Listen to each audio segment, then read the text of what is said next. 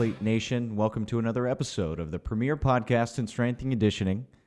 I am joined with a longtime friend, Logan from Deuce Gym. How you doing, pal? Great. It's good to talk to you. You took out the out of the title. Thanks for noticing. Is that just trimming the fat or? Yeah, there you go. 2021, new year, new me, Right. new I respect podcast, that. new Yeah. podcast setup. So we're changing a few things. And yeah, we dropped the ing, but it's been, 2 weeks since we talked to each other? Yeah, we're fresh. We are fresh, and it was an amazing experience. I got back out on the road. Logan invited the team here to take the show on the road, return to Venice Beach, and put on a clinic, literally, for his coach's prep. That's right. And man, how'd we do? You probably saw some of the most athletic people you maybe have ever. I get you're in the weight room, football, lacrosse, but we didn't run the 40, but I feel like you could just coach's eye wise. I don't know. I don't know how many scholarships you would have handed out is what I'm saying, but anyway. Well, the scholarships that your coaches will now earn their athletes has certainly upticked from that 3-hour clinic experience that they got with yours truly. That's and right. Awesome conversations off of from dinner, a couple dinners with you, man, and always a great time to explore. And one of the topics I wanted to bring to the podcast and share with all of our listeners and fellow fitness enthusiasts and coaches out there is what we discussed and experienced firsthand with your coach's prep class was the life cycle of a coach. The first question that I posed to your coaches was simply, all right, tell me your name, where you're from, and I need 2 pieces of information. What was your first ever coaching job, and what are you doing now? The purpose of that question was, I'm flying in. It's been a long time since I've been on the road. I know you can tell me about these people, but I need to grasp their coaching experience to then fine-tune the message to the audience, right? Know your audience. That was the mission there. And your coach's prep group, the collective, the team, had a crazy wide variety of experiences. And so that just brought the question up of, let's talk about the life cycle of a coach, because they're on their coach's journey. For sure. Mm-hmm. For sure. And when you shared with me, that we'd be talking about this exact topic, I kind of jump at it because, for many people, the life cycle of a coach has a common abrupt dead end, and so I think maybe we can talk about where this thing starts for most everyone, and then as it progresses forward, how maybe their perspective, whether it's short-sighted or has a long play in mind, where it can really get jammed up. But when you ask that question around the room, I was learning things in the group that I didn't know before, and it was humble beginnings and diverse beginnings. And it's a road that I think many folks share a familiar start to, but for whatever reason, I have opinions about this, but for whatever reason, some people punch through and others don't, Yeah. And we have different experiences, similar but yet different. Our coach's journey began as athletes, which then led to an enthusiasm for lifting weights, running fast, and that team atmosphere that fitness brought. But at the same time, I went the collegiate strength and conditioning route, and you took a fitness track. But then here we are, wound up on the same road where we are educating and empowering the future coaches of the world. Yeah, I think the beginning for any coach matters much less than this idea that I think all roads should lead to this sort of increase of expertise, and most importantly, an increase in your ability to communicate that Mm-hmm. expertise. You know, I mean, my experience, just to speak to that personally, you talk about like you being an athlete and then sort of transitioning into coaching. Most of my desire to coach strength and conditioning in the sort of private sector was driven by like dissatisfaction.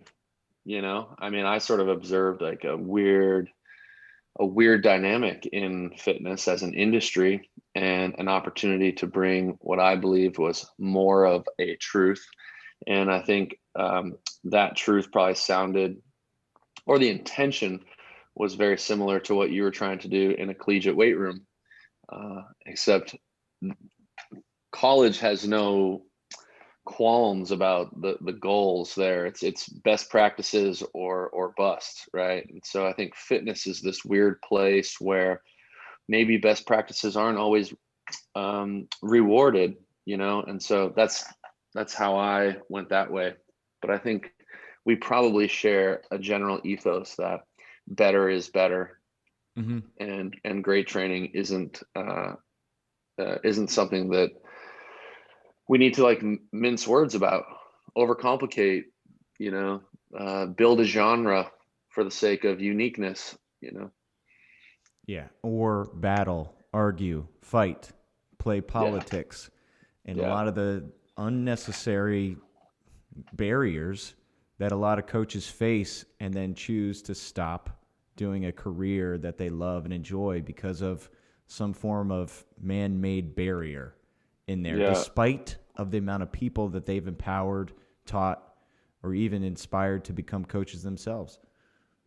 yeah. I mean, forgive me if I jam up your timeline, because this jumps ahead of being brand new at coaching. But you mentioned to our group something that I thought was really important, and it really helps me at times that a message like this would come from someone other than myself, Mm-hmm. which was you spoke to the selfish coach. You know, you spoke Yep. to this behavior in a coach who is maybe a little bit of, in the baseball world, we call a show me guy or a show me girl. It's like, you know, all eyes on me. Let me show you a great hustle when people are watching, kind of thing. And in your example, you were talking about this kind of cheerleader mentality, the person who's got something to say, but there's nothing really behind it. And it's all for them. And the reason why I bring this up is, to me, one of the biggest forks in the road of this, we'll call it a life cycle of a coach, is uh, is found inside of a paradox. You know, coaching is this, on one hand, pursuit of mastery, and on the other hand, uh,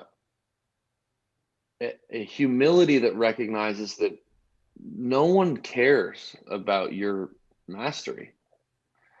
And what I mean, let me clarify. What I mean by that is the ego of the coach who is pursuing mastery can miss the forest for the trees often. And it's how it's presented is, if I, Logan, am coaching you, Tex, and a bunch of your teammates, that if I'm such a good coach, if I do a really great job, you will read the textbooks that I read, and you will go to the seminars that I go to, and you will care about the things that I care about. And that is a great disservice to you, who's trying to win on Friday, or trying to lose 20 pounds, or trying to, you know, feel better about him or herself, right? And it is a paradox, because in order to be great, you have to go down the road of mastery, but also simultaneously holding this awareness that your role is specifically providing for these people that you're coaching. And so it's like an ego and humility at the same time. And it creates all these dead ends, because coaches, um, you know, become an authority figure in people's lives. It is an ego blast, and they build they build a fence around what is possible. It's impossible to work with you. It's impossible to scale your business because you're the guy or you're the gal. It's impossible to create sustainability in training because everything revolves around you. And it's like, it's such a tricky spot, And so, and last thing I'll say about that paradox is, it's extra tricky because just being a humble coach doesn't get you very far either. You got to have enough gusto to go down the rabbit holes of getting actually good at this, So yeah, I mean, I find that is like, that's the purgatory, a lot of people can get there and screw it up and just be a burnt out trainer who ran out of hours in the day, who can't build something bigger than themselves. But very few can be good enough to transcend that and have a humility to see what the role might actually be. Yeah, at Power Athlete, we call that panache, but I like the gusto. Fair. Yeah, most recent course that I was able to put together and put out was our trainer course. In our Power Athlete Academy, we offer the Power Athlete methodology, which is specific towards unlocking athletic potential and that performance mindset. The idea as a coach that you can take an athlete where they can't take themselves, meaning starting position, scholarship, or their sport coach wrote them off. They're going to come to you to develop and unlock this athletic potential to then be that third string story that goes through puberty in an off season and comes back and earns the starting position. The most recent course, however, was trainer course, and not taking a negative context of the term trainer, like personal trainer. That is more of a behavior approach. Rather than performance, is focused on behavior, and the real light bulb moment that separates the two tracks is, as a coach, my objective was a long time to get athletes in the weight room at the college level, get athletes to see performance, movement, drive, desire, passion like I saw it. Because I was working with a level of athlete Division I that I never reached, and I wanted them to value their allotment as much as I did as their coach. And that led to a lot of burnout and led to some political barriers. But the realization now with a trainer, it's not, okay, let's get this individual person with this specific goal of movement or losing weight or, yeah, I got to be here. My doctor told me to do this. So a different population than performance. So now as a trainer, I need to be in a position to communicate to them, all right, well, this is how I see it. I'm going to talk to them and then find out this disconnect. Where are they? How do they see fitness, goals, behavior, movement, training, exercise, all this good stuff? And now I need to bring myself there. So that was the biggest revelation, the difference between the two. And honestly, that humility. But at the same time, hell, man, I can step into any weight room, anytime, any sport, and then turn the switch for expectation, performance, and taking an athlete where they can't take themselves. But I mean, that was a decade in the industry to realize, hey, there are different populations. I can't just be this one-trick coach. Yeah. And yeah, man, it took me a long time to get there, and that was one of the biggest mistakes that I made as a coach, as a trainer, as a leader for my population. Yeah, I think, any self-respecting coach can turn back the clock. I mean, shoot, 3 years, 5 years, for sure, 10 years, and be a bit embarrassed about the training that they were leading and the level that they were at the time. Hindsight's 2020, and I think that's sort of, in terms of like actionable steps to anybody who's interested in this conversation or this topic, is we know from development that we're only as good as the model to which we're mimicking, right? We are attempting, right? When you step into a room, whether you realize it or not, you have the same experience that I do, which is I am attempting a projection of a coach, right? I'm walking in and I'm going to do the coach role as I know it. Short Hopefully over shorts, time. high socks, right? Yeah. Yeah, the tuck. We're going to go practice plan in front, all caps on the whiteboard. You get it. And now, hopefully, over time, your model, your mental representation, former Power Athlete podcast guest Anders Ericsson will tell you, is improving over time. The mental representation of what you're trying to achieve gets better and better and better and better. But sometimes we can't afford to have a poor model for 10 years or 12 years or 15 years, right? And if you are mimicking an ineffective expression of a coach, not only will you suffer, but all the people that you are coaching suffer. And so it sort of like begs the question, like, well, what do we do about this? And I think it really invites a bit of a cliched topic, but mentorship, like, can you surround yourself with the types of coaches that would change your view of what this role is?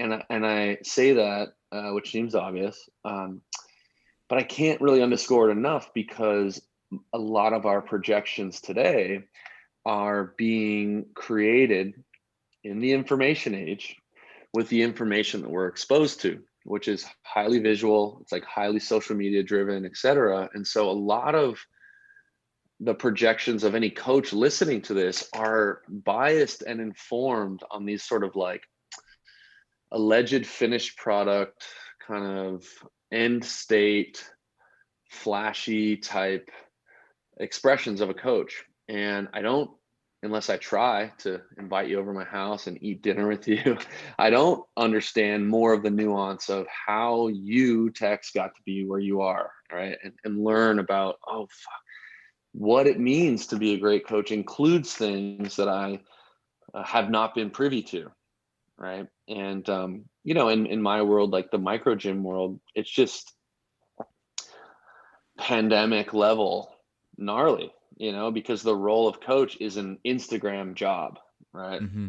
And so it leaves out so much of what was a part of, let's say, my model for what the job of coaching is, because when I learned it, it was from people who were on the computer some, and taking out the trash also, and right, and doing these things that just aren't in the field of view now, and so I think we all should be sort of like collecting a better and better model of what the hell we're trying to be. Yeah. One of our famous taglines is "Coach needs a coach." That's And right.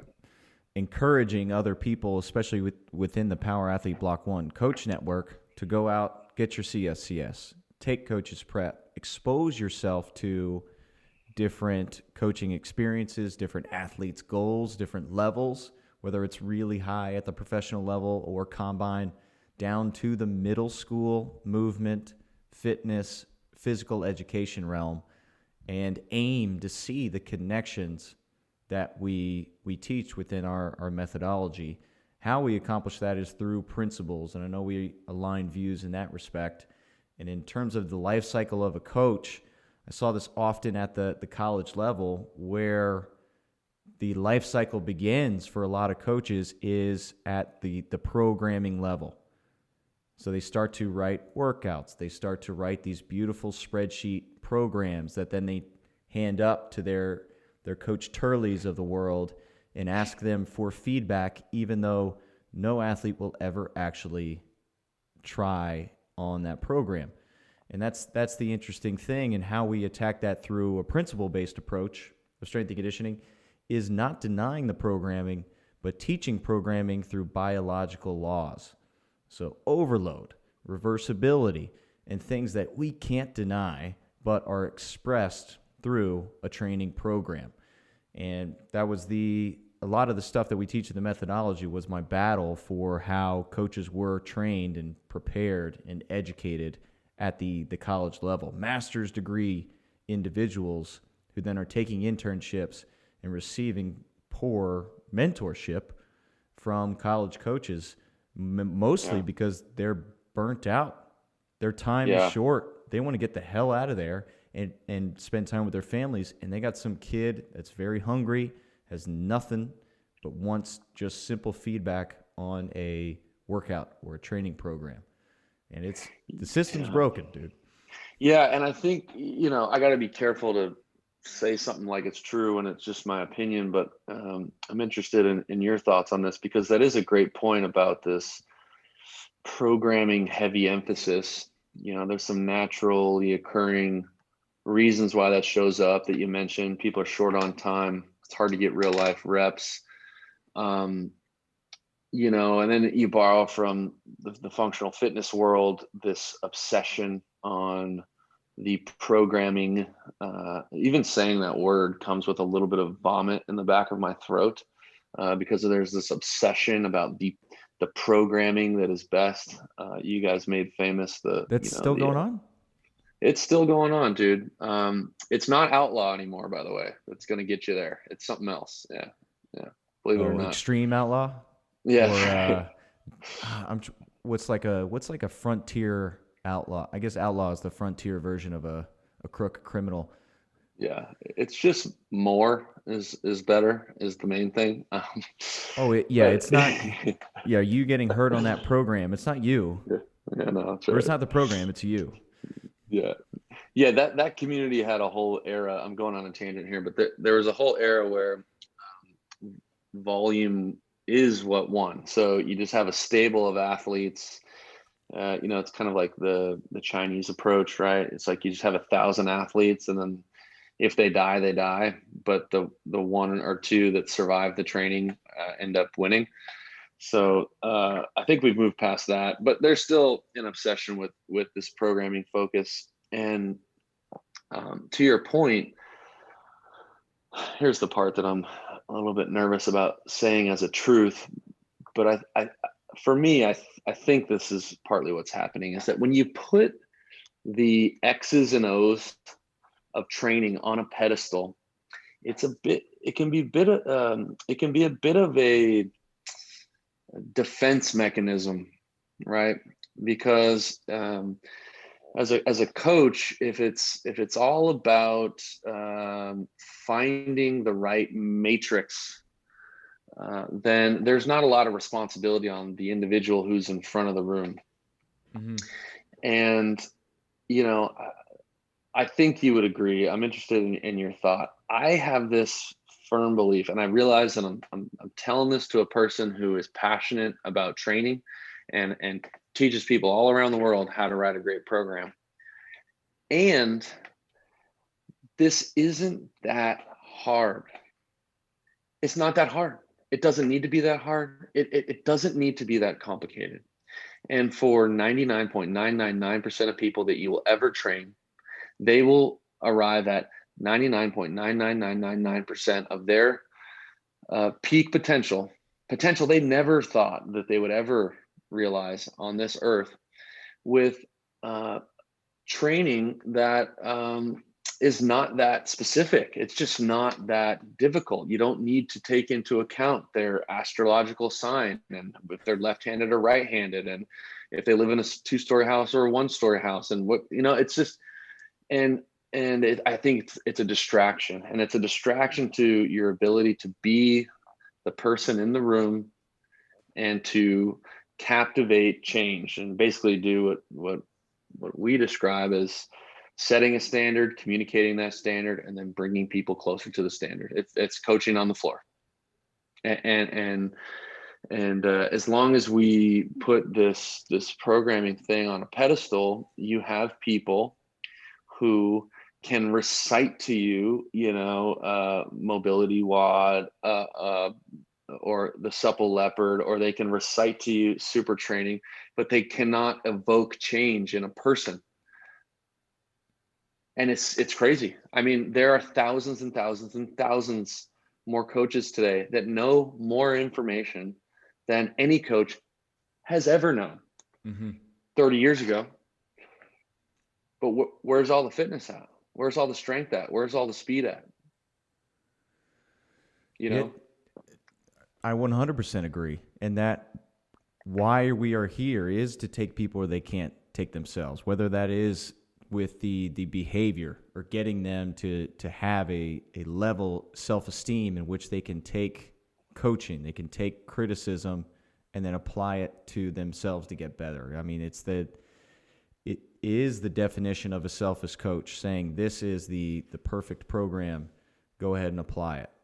And the unfortunate thing is they will not grow past that. They will hit that barrier, hit that wall within their career, their development, because people will stop listening to them, or they'll find a new outlaw training program.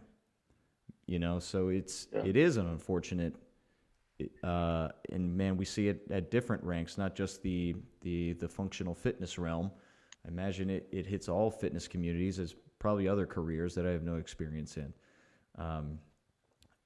My question now is, like, who was your first coach or teacher or mentor that helped you realize there is more to this profession, that there is a responsibility for you once people are lined up in front of you and listening to you and you are leading them?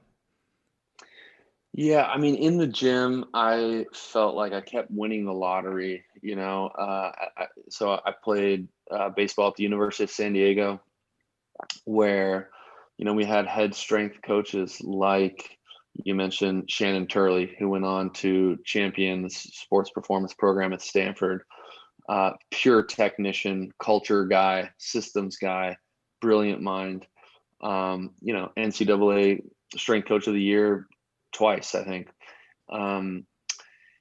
Shannon Turley, so early flow master with CrossFit. And then all of his assistants, Casey and Natalie Bergner and JP Bolwan and all these people that are sort of masters in their own right now were around.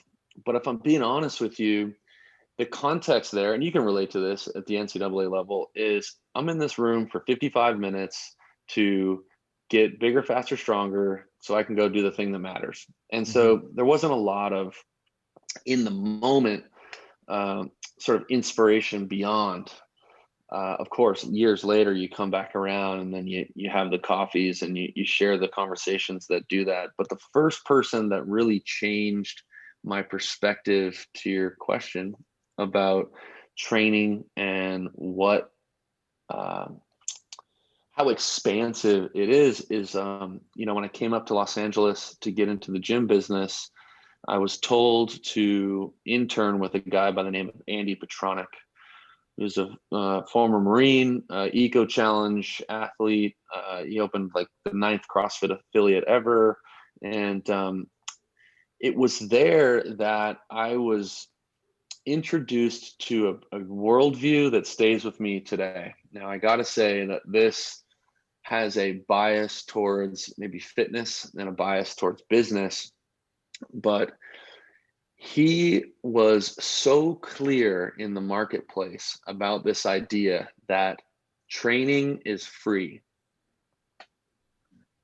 And it was such a radical idea because at the time, most micro gyms and most trainers, without saying this, were selling you workouts, right? It would kind of be like, hey, welcome to this gym. We have a proprietary rep scheme here that you're really going to love, right? And in the information 22, age, 16, 10. That's right. Yeah, one rep more. And like I said, in this information age, you can get training anywhere. The books are all available. All the information's out there. He was the first person that said, fitness is free. You're paying this crazy amount of money for a membership you've never seen before for coaching. And at that time, that was pretty edgy, man. Yeah, I love it.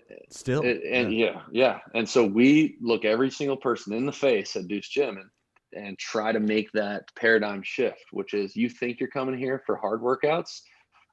There's harder ones, probably. I can give you a couple addresses, you're coming here to be coached. Just like you go to university, you have a professor, you got a team of professors here. They have office hours. They are here to coach you. And of course, we'll do some training along the way. And that was like, in terms of creating value, maybe the biggest moment of shifting the view about training. Yeah, that is pretty powerful, and I imagine it puts you in a position to then eventually those light bulbs to go off to realize the lessons that great coaches you had in your sports and training career led you to. Yeah, and then of course, and then you circle back and you try to take all those guys out and pick their brain as much as they have time for, and see what they were doing to us, for us, with us on a daily, weekly basis to create the sort of the ecosystem for the experience that was happening. And I was going to say this earlier, and it sort of dovetails perfectly with that, because what I just said was, for 4 years at the university level and then 2 years at the professional level, I was around quality strength coaches that I didn't really appreciate, I guess is the right word. I'm not going home being like, damn, Coach Turley just that wasn't the feeling. And the reason why I say that is the question I was going to ask you earlier is, I think the role of coach is a lot like these other roles. Like, let's say, referee. What's a great referee in lacrosse like? And I'm going to answer for you while you think about it. The best referee is the one that you don't notice. If you're all eyes on the referee during March Madness, it's for not a good reason, right? Same thing with umpires, right? The masters of that thing sort of fall back and the show goes on, and they're sort of pulling strings and keeping flow and holding space for standards and rules and things. And that to me is like true mastery. We've all seen the referees that want to make it about them, or the umpires who are not prepared for the task, and we all suffer. And so I think it's a job like that, right? Mastery of it. Set up and set free.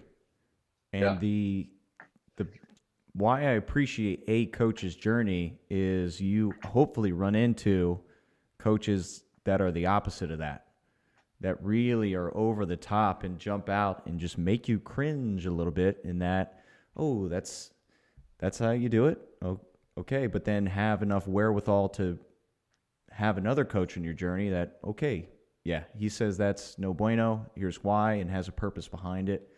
I've been in Division I weight rooms in which the walls are painted with the professional athletes that attended said university, and the coaches take claim to those individuals' successes rather than, they say, hey, I sent 13 people to the show. And then you meet individuals who, they are responsible for many of the athletes' successes, and they're just in the shadows, giving all the praise and credit to the individual. They did all the hard work. Like I just counted reps, and it had some quippy joke. Man, I love Coach Humor, by the way, and Turley's one of the best based off some of the stories you've shared. Yeah, 100%. I think one thing that's coming to mind, because I think we're talking about the life cycle of the coach in a couple different contexts. Do you ever worry about the accountability structure for a coach in, I said the private sector earlier, but let's just say like in the business world versus team sports? Because in a lot of ways, there is something there with this notion that, you're coaching 30 guys on a ball club. They got to be there, whether they enjoy you or not. But when people are paying you a couple $100 a month for a membership, maybe they don't have to be there. Now, of course, the collegiate world and the performance world has accountability structures that are really unfortunate, meaning you can do a great job and get fired when the head coach leaves. Yeah. Right. But it is an interesting perspective, in terms of accountability, to be accountable to like a marketplace, meaning Yeah. you got to do a great job and, maintain a rapport with a population of people that can opt out at any moment. Oh, I have a great take on this. And that this is an excuse I had as a sports performance coach and why I loved and appreciated it. They got to show up. They're invested and all that. I was using that as an excuse for when I was in the private sector, like the CrossFit fitness realm, Callie and I at CrossFit DuPont, RIP, where they had that voluntary attendance, even though they were paying the bills in an affluent area. They didn't have to show up. So my inability to connect to just your average Joe, I was saying, oh, they're not invested in blaming them. But that was an early coaching misstep and mistake. I was getting mad at people for not participating and caring as much as I did in the fitness realm, the private sector. Unfortunate reality is I needed to find the non-invested people and figure out why or how I could adjust my change, my demeanor, my demand more towards them rewriting their goals or recreating a vision that included, oh, this is part of my routine. This is who I'm going to be. I'm going to turn my lifestyle into a movement-based one versus just, oh, I got to get to the gym. Crap. So I use that as an excuse early in my career. Now flip-flopping and being able to read the athlete. And this goes to one of the empowerment promises I gave at the presentation to your Deuce Gym coaches prep guys, was that the number one thing is being able to relate to an athlete, whether they are a peak performer, high Division I, potential professional or Olympian, or just a person wandering in off the street because they're like, oh, that looks awesome. It's still relating to them and having the ability to identify that quickly and give them what they need to then get them moving. Yeah, that's the EQ part of it, isn't it? Yes. The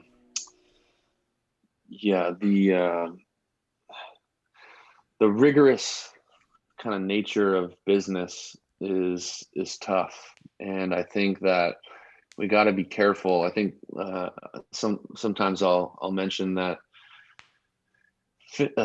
coaching, we'll say, being a trainer is one of the easiest ways to be an authority over other people. And so just a warning for certain types of personalities who are attracted to this thing. It's like water, right? If you're an egomaniac, it's a great place to flex that ego, right? For not that much education, not that much time, not that many barriers to entry, people will look to you and subvert to you. And if we're not careful, you can have a lot of finger pointing and blame away from you as to why your business isn't successful, why people are not compliant to your training, why people don't buy in, et cetera, and so I think, kind of what I'm getting at is like, we got to know the shadows of our role ahead of time so we can kind of just be aware of, hey, left to my own devices, I'm going to think I'm an expert and I'm going to blame anybody who doesn't get it. Okay, well, that's not a strong business play. No. Right. And so I'm going to use my IQ, fitness IQ, training IQ to sort of make judgments about others as to why my business or coaching practice is failing or something like that. And I think that goes back to the paradox that we talked about earlier, right? Be the master and also relate to people who cannot, will not, and should not care about the things that you care about, right? Your job is not that. Your job is to provide them what it is that they need, and you stay over there in your lane as the movement nerd. And communicate it in that communicate movement or coaching or the program or the things you're enthusiastic about to their temperament and their level of understanding versus getting all jiggy and excited and then they're just going over their head. And okay, Yeah. when is this conversation going to be over? I got to get back to Yeah. exercising. Yeah. That was, do you remember what I said I said a couple things, but do you remember what I said to the room after I was sort of thanking you? You wrapped up your whole clinic, and, you know, I don't pull this card that often, but it's important. And it was a humble jab to the room, because I know you well, and I've seen you do your thing several times, and you have a masterful ownership of the material that you teach. And being asked to do that in a 3-hour condensed block was an effort inside of your scope, but it was an effort. And everyone in the room, I know that they felt that. I know that they're taking in information at a velocity that they had to respect, right? And in the moment when you wrapped up, I sort of went in front of the room and I acknowledged the material. And I said, hey, how about what's on this board and what we learned this weekend? Clap it out, right? Everybody's like, oh, fuck yeah. Especially the younger coaches, right? Early in that life cycle, it feels like they're standing at the bottom of a mountain looking up, and there's no way they're going to get to the top, right? And I said, incredible material. And I said, imagine you had that, all of that already. Like everything you heard was just like, yep, already knew it. Yep, for sure, got it. Imagine you had all that information in your mind, in your repertoire, which none of you have. That was the jab, which none of you have. Imagine you had it all, and how flat it would fall on the audience if you couldn't communicate it in the way that it was just communicated. So one, not only do you have so far to go on the IQ part, two, the mastery of the EQ part of delivering a compelling message to get people to care about this is just as important of a responsibility. And I think that was like, a right hook, left jab, 1-2 punch, that I think needs to be felt, right? Of like both in tandem, because quite frankly, the work that it takes to understand what you know about training and what you shared with the room about training for those 3 hours is necessary, but not sufficient to grab the room and take them where you want them to go, and I think we might forget that if all we're doing is looking at Instagram or swapping programming notes.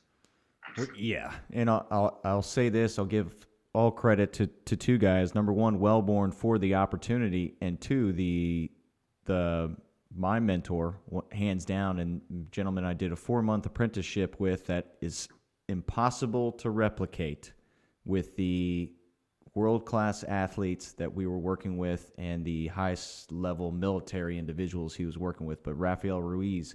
And I remember signing what Raf called a pipe pledge. And I still hold myself to that standard and think about it before opportunities like you gave me to speak.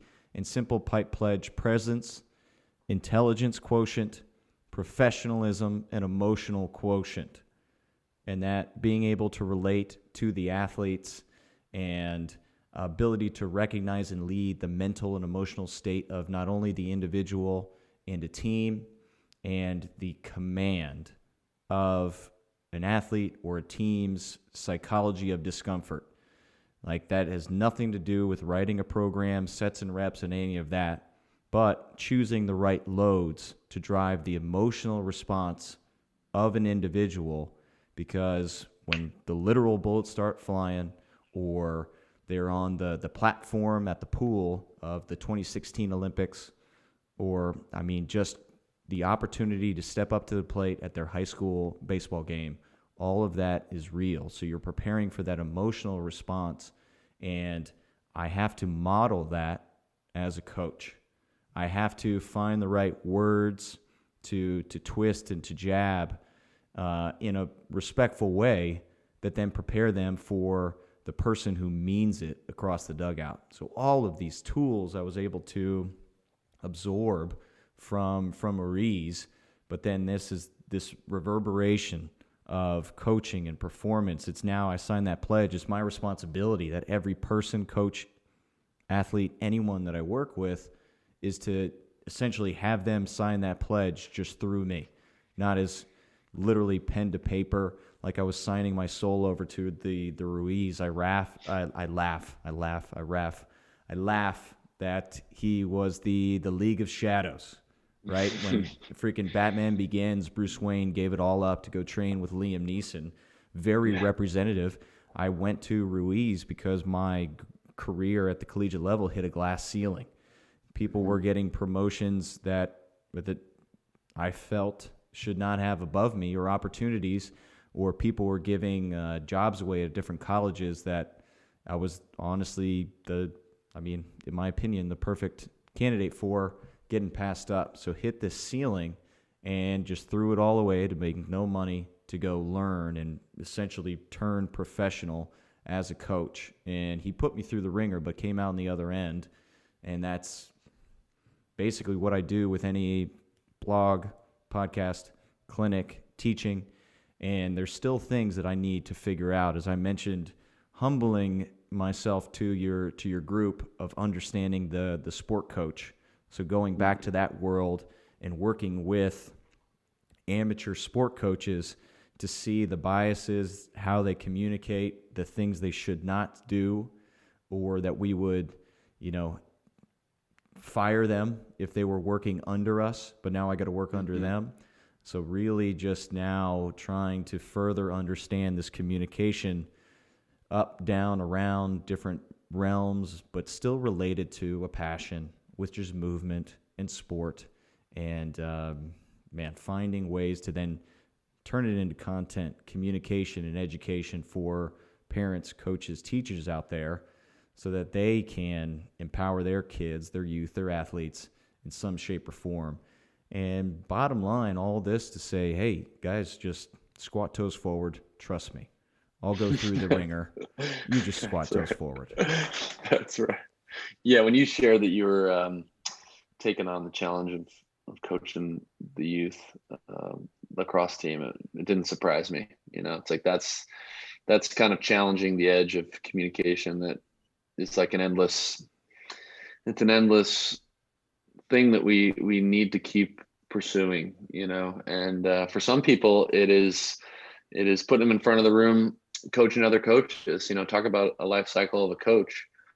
At some point, the rawest edge that's ripe for growth is really having enough dominion over the material to communicate to someone who is less ignorant. I mean, we get the benefit of not to be demeaning to the people that we coach, but to coach ignorant people. Like I want to score goals, or I want to lose belly fat. I don't know shit about anything, right? And you got a leg up on those people all day, to the point where most personal trainers just make shit up, and it sounds great, and no one is the wiser, right? But to travel around the world like you do, coach other coaches who are coming with a increased awareness, increased knowledge, is a growth area. And now that's probably a little bit easy for you, right? So now, where do I go next? Can I coach this to people who are, in 8th grade, like, oh shit, so I think very few people are actively pursuing that edge. We talked a lot about in the coaches prep, just using basic understanding of deliberate practice. What's requisite of that continued growth is a stretch goal, to be in an environment that will stretch one's ability.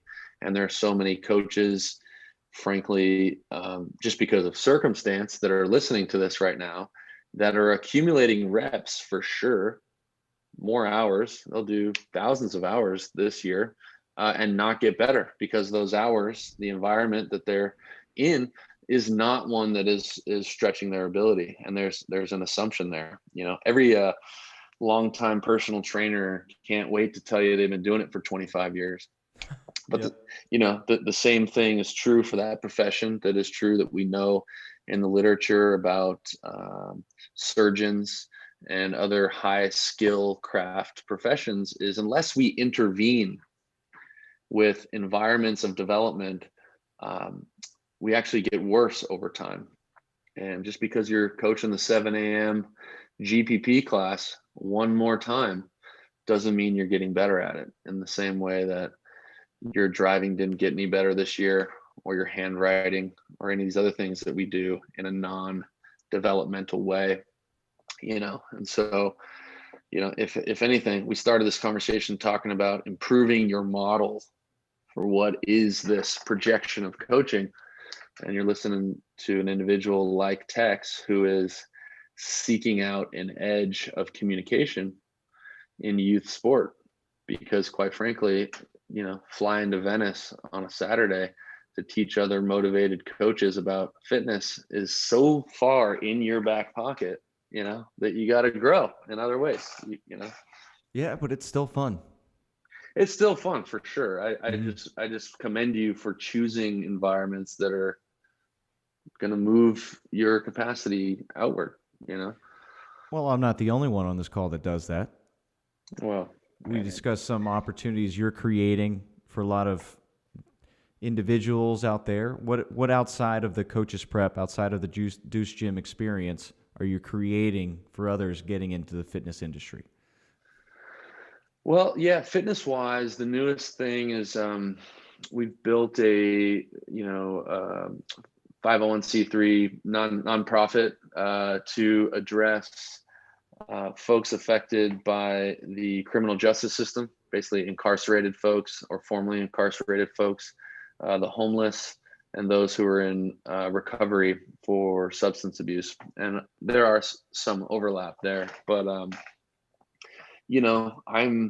I've had probably 5 of the most moving conversations I've ever had in my life in the last 6 weeks because of this. And using the power of strength and conditioning for individuals who have, in their mind, had their life taken from them and have another chance is incredible. I mean, there's a sign, there's one sign on the gate at Deuce, and it says motivated people only. I can't tell you I've met anyone more motivated than someone who, got a murder charge at 17 and is out 18 years later and is almost killed in a couple prison riots and has a chance to do something with their life. And you look someone like that in the face, who is the most polite, most motivated, most on fire person you've ever met in your life, and recognize that there's a lot of people that would benefit from the exposure to what we do on a daily basis. And so that's a big part of it. We got a coaches prep and business prep in the prison system in Colorado. There's a prison in New York we're working on. And basically, last thing I'll say about that is having a model is how we started this conversation.